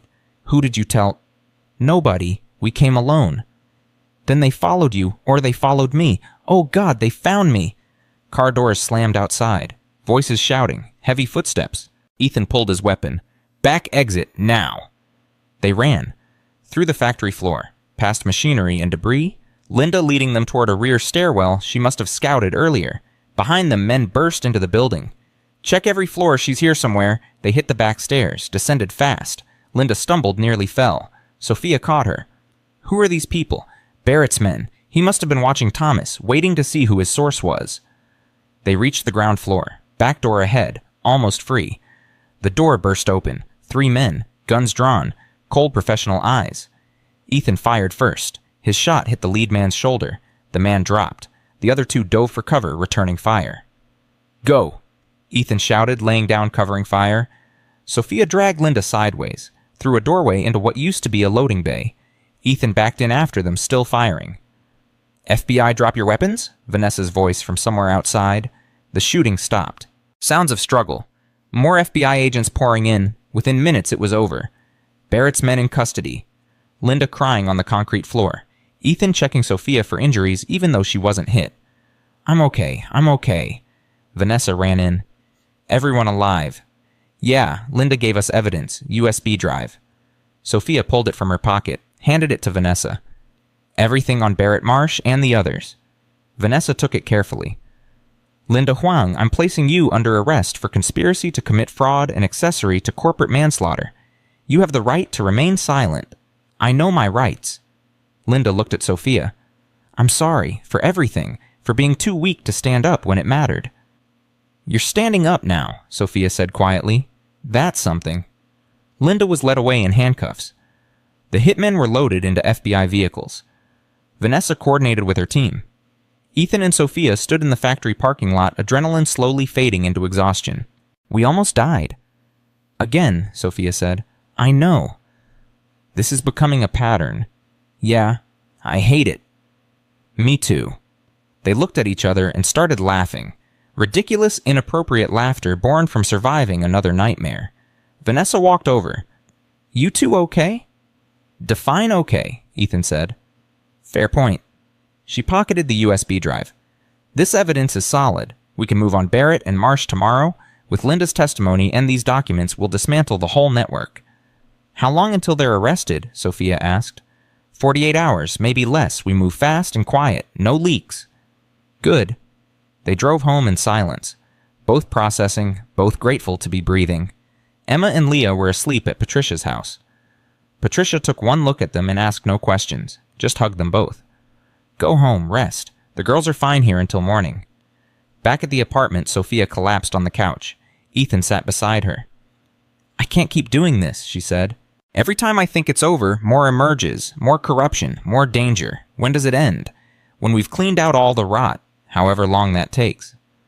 I'm tired, Ethan. So tired. He pulled her close. I know, but you're also the strongest person I've ever met. You'll get through this. What if I don't want to be strong anymore? What if I just want to be normal?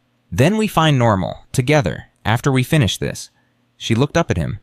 Promise. Promise. 2 days later, federal agents arrested State Senator Michael Barrett at his office. Douglas Marsh was taken into custody at his home.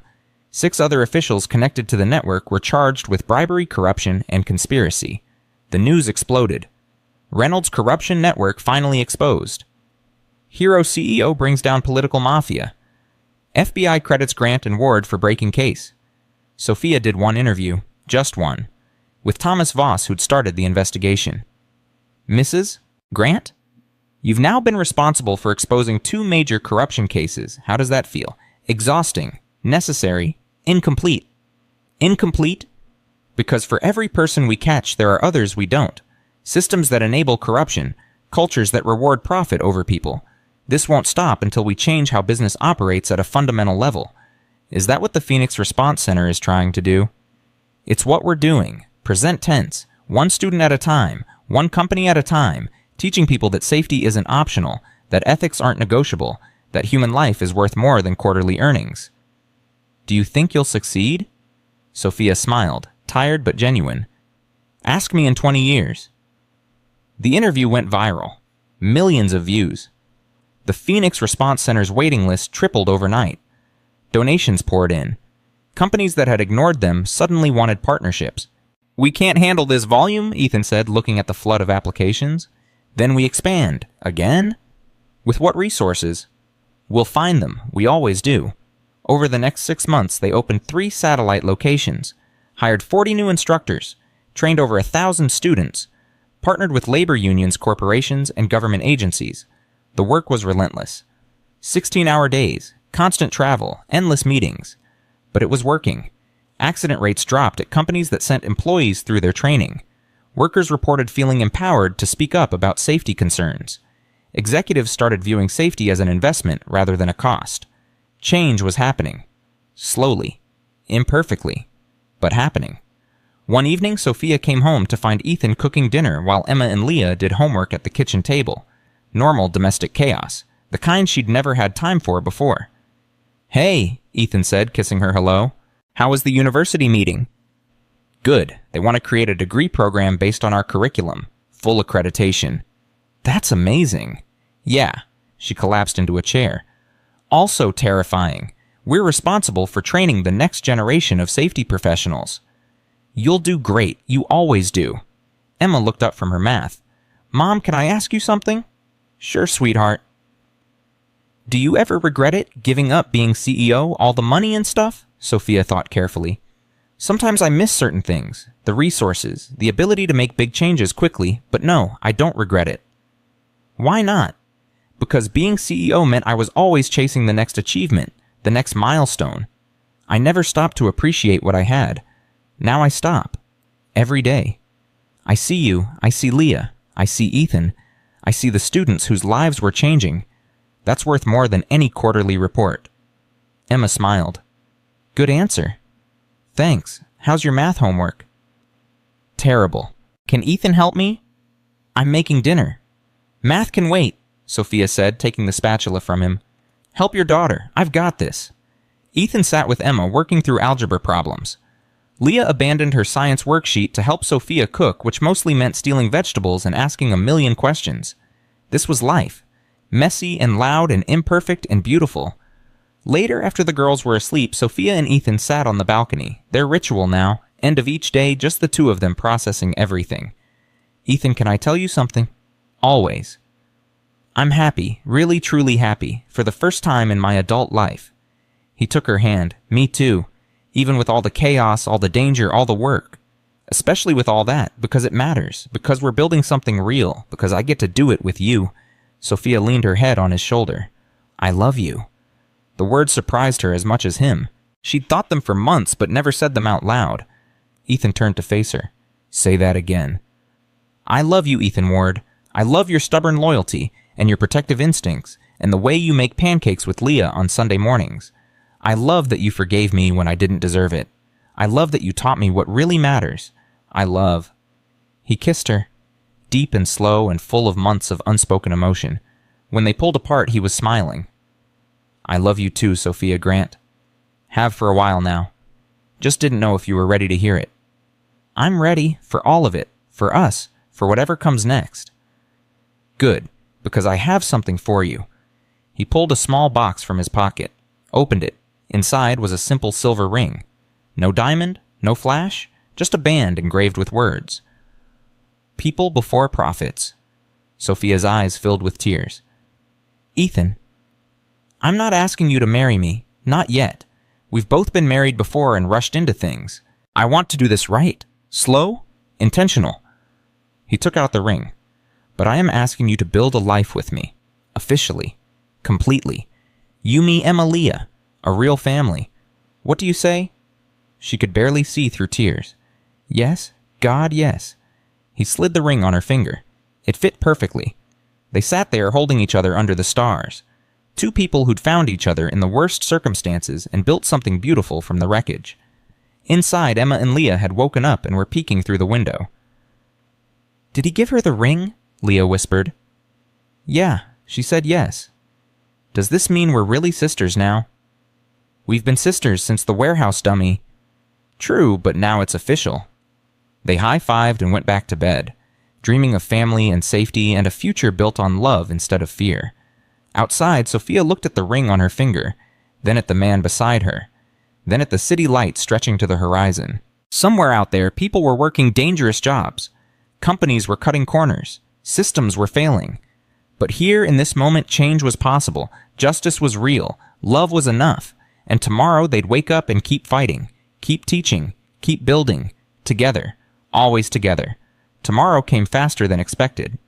At 6 a.m., Sophia's phone exploded with notifications, news alerts, email, text messages, all saying the same thing. The Phoenix Response Center's main facility was on fire. She and Ethan dressed in 30 seconds, called Patricia to stay with the girls, drove across the city with sirens wailing in the distance. They arrived to find fire trucks surrounding the warehouse. Flames pouring from the second floor, smoke black against the dawn sky. No, Sophia whispered. Ethan grabbed a firefighter. Anyone inside? Building was empty, but ma'am, you can't go near. Sophia was already moving toward the building. Ethan caught her. It's gone, Sophia. Let them work. Everything's in there. Student records, equipment, the memorial wall for the victims, everything. She watched her second chance burn. Fire Chief Martinez approached an hour later. We've got it contained, but the building's a total loss. I'm sorry. How did it start? Ethan asked. Accelerant. Multiple points of origin. This was arson. Sophia felt her legs go weak. Who would... Barrett's people, Ethan said grimly. He's in federal custody, but he still has connections. This is retaliation. Vanessa Chen arrived 20 minutes later, looked at the smoking ruins. I'm putting you both in protective custody. No, Sophia said. Sophia, these people just burned down your building. Next time, it could be your apartment, your kids. Then we rebuild with better security, but we don't hide. That's exactly what they want. Vanessa's jaw tightened. You're asking me to let you be bait. I'm telling you we're not running.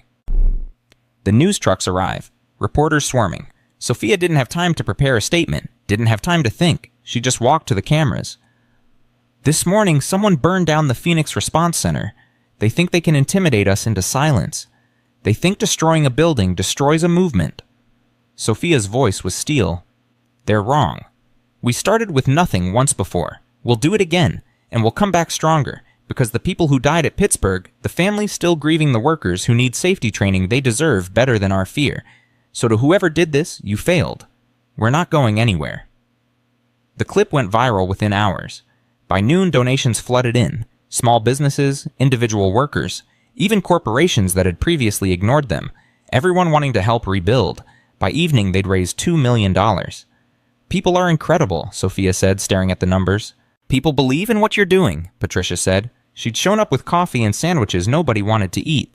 You gave them hope, they're giving it back.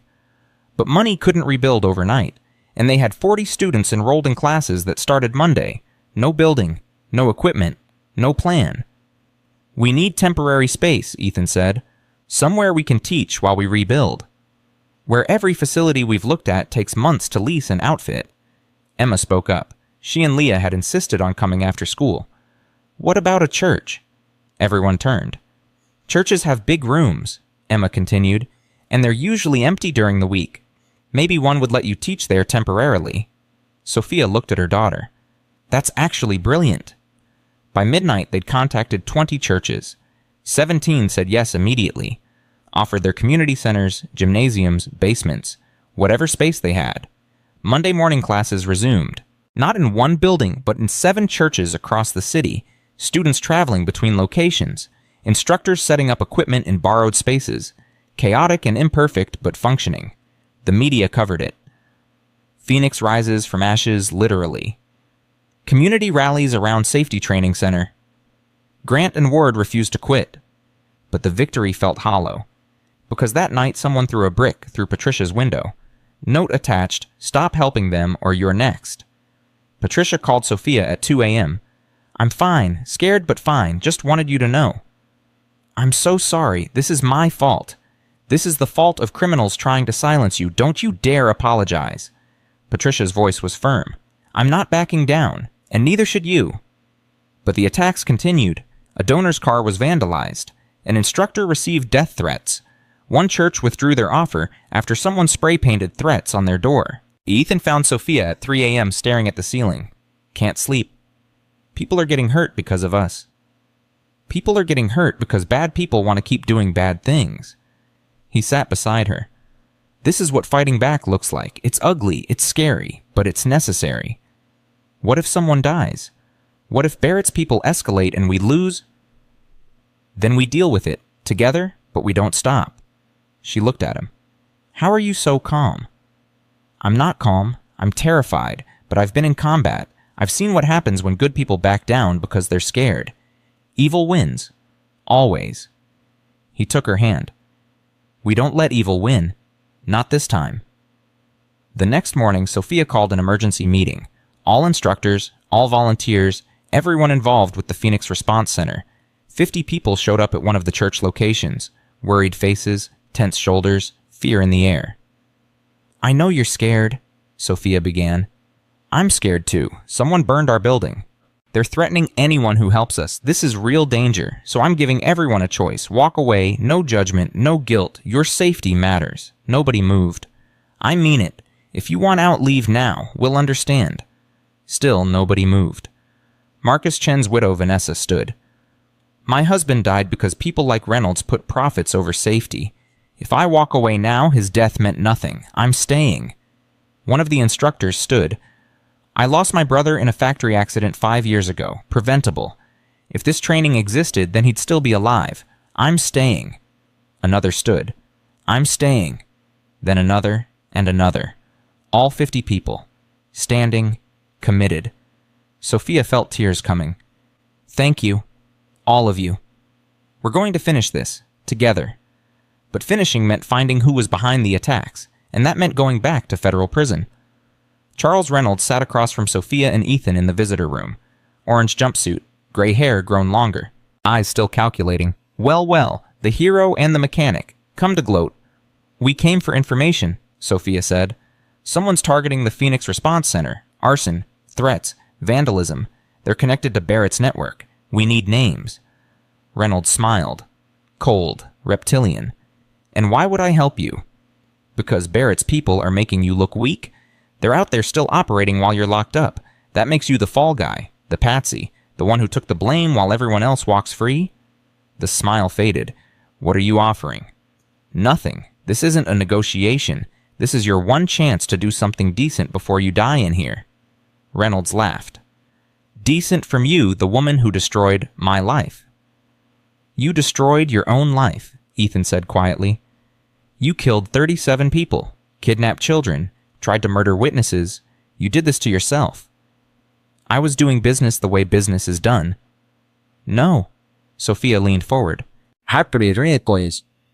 You were a criminal who hid behind corporate structure, and now your partners are protecting themselves by eliminating anyone who threatens them, including evidence you might still have, including leverage you might use for appeals. They're cutting loose ends. Eventually, you'll be one of those loose ends. Reynolds' jaw tightened. You're bluffing. Am I Barrett's already arrested? Marsh too. How long before one of them makes a deal and points to you as the mastermind? How long before they arrange an accident in here to make sure you can't testify against them? For the first time, Reynolds looked uncertain. Help us, Sophia said. Give us the names of Barrett's operational people, the ones still active, and maybe you get to live long enough to see appeals you'll never win. Reynolds was quiet for a long moment. Then he called the guard. I need paper and a pen. He wrote for 10 minutes, handed Sophia a list, 12 names, addresses, known associates. These are the ones still working for Barrett. Enforcers, fixers, people who make problems disappear. Reynolds looked at Sophia. But understand this, you go after them, they'll come after you harder. These aren't corporate criminals, they're killers. We've dealt with killers before, Ethan said. They left the prison and drove straight to the FBI, gave Vanessa the list. She studied it. Half these names are on our radar already, the other half are new. This is good intel. How long until you can move on them? 48 hours. We need warrants, surveillance, coordination. She looked up. In the meantime, you two need protection. We have protection, Ethan said. Former military buddies. They're setting up security at all our locations. That's not enough. It's what we've got. We're not putting this on hold while bureaucracy moves. Classes continued. Students kept coming. The movement kept growing. But tension ran through everything like an electrical current. Everyone waiting for the next attack. It came on a Thursday night. Sophia was teaching late at one of the church locations. 20 students. Discussion about corporate accountability. Ethan was across town at a different site. The power went out. Emergency lights kicked in. Dim, barely enough to see. Everyone stay calm, Sophia said. Probably just a blown transformer. Then she heard glass breaking. Front entrance. Back exit, now, move. Students scrambled for the rear door. Sophia ushered them out, counting heads. 19, 20, everyone accounted for. Behind her footsteps. Heavy, purposeful. She turned. 3 men. Ski masks. One holding a gun. Mrs. Grant, you're coming with us. Her mind raced. Students getting away. That was good. Ethan would know something was wrong when she didn't answer her phone. FBI probably monitoring church locations. She just had to buy time. Why? What's the point? You burn our building, we rebuild. You take me, Ethan continues the work. You can't stop this. Maybe not, but we can make an example. The man with the gun stepped closer. Then the lights came back on, blinding, and with the lights came voices. FBI, drop your weapons. The 3 men turned. Vanessa Chen stood in the doorway with 6 agents, weapons drawn. Drop them now? 2 men dropped their guns immediately. The third raised his to shoot. Vanessa fired first. The man went down. The other 2 were on the ground, cuffed within seconds. Sophia stood shaking, adrenaline crashing through her system. Vanessa walked over. You okay? You were watching?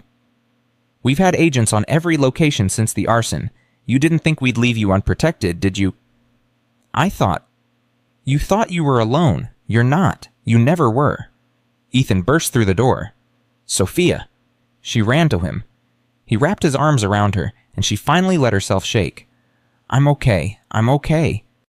When I got the alert, his voice cracked, I thought I lost you. Not today. Not ever. The 3 attackers were arrested. Under interrogation, they gave up their employer, a fixer named Raymond Cole who worked directly for Barrett. FBI raided Cole's office at dawn, found evidence of dozens of crime. Intimidation, arson, assault, even murder. Cole was arrested, and his arrest led to 4 more, and those 4 led to 6 others. Within a week, Barrett's entire enforcement network was in custody. The people who'd burned the building, threatened donors, vandalized property, all behind bars. It was over. Really over this time. The Phoenix Response Center rebuilt. Not in one warehouse, but in 3 facilities across the city. Modern equipment, top security, memorial garden outside the main building honoring all 37 victims. On the day of the grand reopening, 2,000 people showed up. Students, donors, victim families, media, politicians who wanted to be associated with success. Sophia stood at the podium looking at the crowd. Ethan beside her. Emma and Leah in the front row. A year ago, I stood in a different building and made a promise. We would change how business values human life. We would teach safety not as policy, but as principle. We would honor the people who died by making sure no one else did. She paused. We've trained over 2,000 students, partnered with 50 corporations, seen accident rates drop 40% in companies that embrace our methods. But the number that matters most is this 0. 0 preventable deaths among our partner organizations in the past year. The crowd erupted in applause. We didn't do this alone. Vanessa Chen and the FBI kept us safe.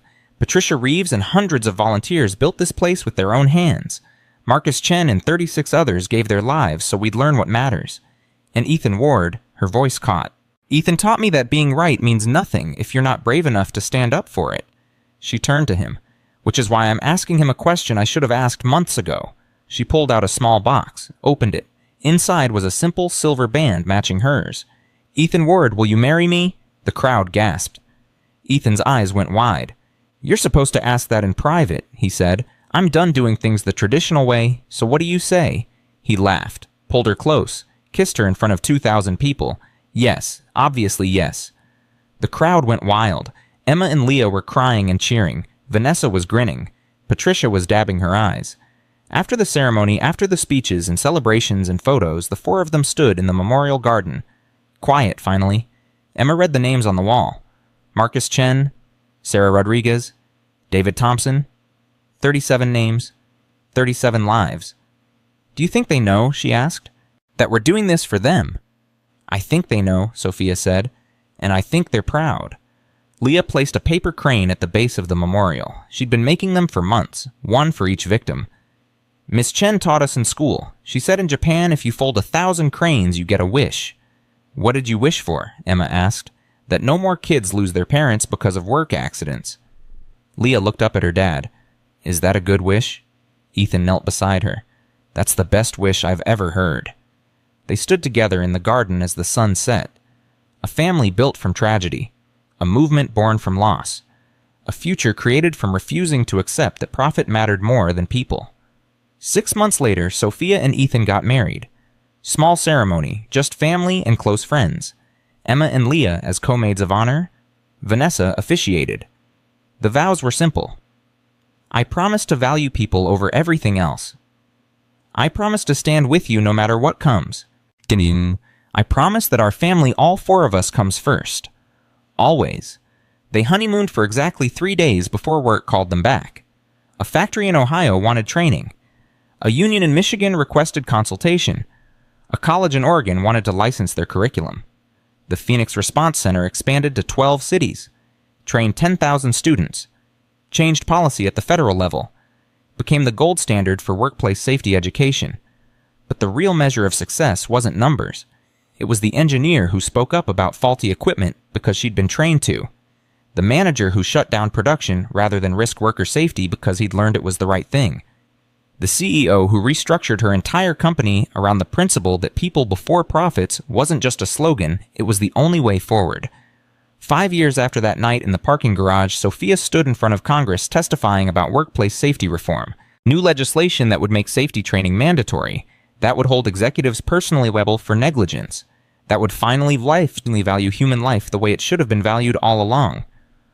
Some will say this is anti-business, she concluded. They'll say safety costs too much, hurts profits, slows growth. But here's what I know: Marcus Chen's children grew up without a father because someone decided quarterly earnings mattered more than proper equipment maintenance. That's not business. That's murder dressed up in corporate language, and it stops now. The bill passed. That night, Sophia came home to chaos. Emma practicing for her college audition, Leah building a science project that seemed to involve way too much baking soda, Ethan cooking dinner while simultaneously helping with homework. "How was Congress?" he asked, kissing her hello. "Exhausting, triumphant. We won." "I know, watched it live. You were incredible." Emma looked up from her sheet music. "Mom, does this mean you're famous now?" "God, I hope not. Famous is exhausting." "Too late. You're definitely famous." Leah showed her phone. Social media was exploding with clips of Sophia's testimony. "Great, just what I wanted." But that night, after dinner and homework and the girls finally asleep, Sophia sat with Ethan on their balcony. Same ritual, different apartment, same love. "You know what I realized today?" she said. "What?" "That parking garage was the worst and best thing that ever happened to me. I almost died, but I finally learned how to live." Ethan pulled her close. "Same. Getting fired destroyed me. But it led me here, to you, to this life, to actually making a difference." They sat in comfortable silence. Two people who'd found each other in darkness and built something luminous. Inside, Emma and Leah were still awake, whispering. "You think they know how cool they are?" Emma asked.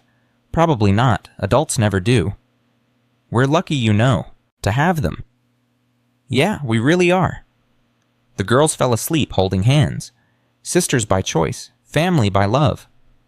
Outside, Sophia looked at the city lights. Somewhere out there, people were working dangerous jobs. Companies were cutting corners. Systems were still failing. But change was happening. Slowly. Imperfectly. But happening. Because one woman admitted she was wrong. One man refused to walk away. Two daughters showed them what really mattered. And together they built something that would outlast them all. Not a company, not an empire. A movement, a belief. A simple truth that changed everything. People before profits. Always. The memorial garden at the Phoenix Response Center's main facility had a plaque. Installed on the 5-year anniversary. Bronze. Weathered already by rain and sun. It would weather more over decades to come. The inscription was simple. In memory of those who died because we failed. In honor of those who live because we learned. May we never forget that every safety protocol represents a person who goes home alive. Below that, in smaller letters, a quote. Heroes are just people who don't walk away. And that was the truth of it. Not the dramatic rescues, not the courtroom victories, not the legislation or the training or the buildings. Just people who saw something wrong and refused to accept it. Who stood up when it was easier to sit down. Who changed when change seemed impossible. Who loved when hate was easier. That was heroism. Simple, human, real. Sophia and Ethan, Emma and Leah, Vanessa and Patricia, Marcus and the 36 others who'd paid the ultimate price. All heroes. Not because they were perfect, but because they tried. And in trying, they changed the world. One life at a time. One choice at a time. One day at a time. Together. Always together. The end wasn't a moment. It was every moment that followed. Every student who learned. Every worker who spoke up. Every executive who chose people over profits. The end was the beginning of something better. And it would never truly end, because movements don't die. They grow, they spread, they become the new normal. And 50 years from now, when workplace deaths are rare, instead of routine, when safety is assumed instead of hoped for, when people look back and wonder how it ever was any different, they'll trace it back to a parking garage, to a scream in the dark, to a mechanic who refused to walk away, to a CEO who finally learned to listen, to a family built from ashes, to a phoenix that rose and kept rising. Forever.